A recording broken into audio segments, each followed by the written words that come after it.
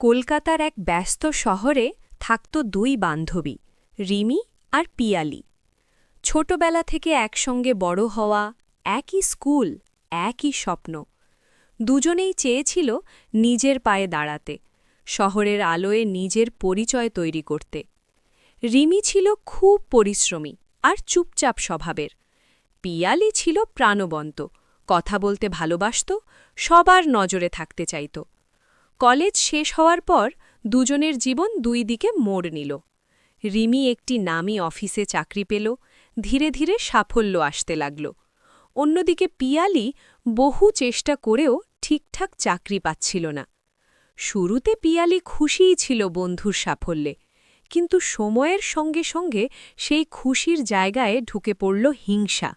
রিমির ভালো চাকরি, নতুন ফ্ল্যাট, সম্মান সবই পিয়ালির চোখে কাঁটার মতো বিঁধতে লাগল।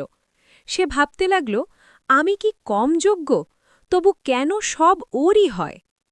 এই ভাবনা থেকেই দুজনের মাঝে দূরত্ব তৈরি হল। ছোট কথায় ঝগড়া, কথা বলা বন্ধ, একসময়ের হাসি আড্ডা হারিয়ে গেল। শহরের ভিড়ে থেকেও তারা হয়ে উঠল একা। কিন্তু জীবন শুধু সাফল্যের নয়, দুঃখেরও পরীক্ষা নেয়। হঠাৎ এক দুর্ঘটনায় রিমি গুরুতর অসুস্থ হয়ে পড়ল। হাসপাতালের বিছানায় শুয়ে থাকা রিমিকে দেখে পিয়ালির বুকটা কেঁপে উঠল। হিংসা, রাগ সব মিলিয়ে এক অদ্ভুত কষ্টে চোখ ভিজে গেল তার। সে বুঝল, সাফল্যের তুলনায় বন্ধুত্ব অনেক বড়। পিয়ালি ধীরে ধীরে রিমির পাশে থাকতে শুরু করল। সেই দিন শহরের কোলাহলের মাঝেই দুই বান্ধবীর মন আবার মিলল।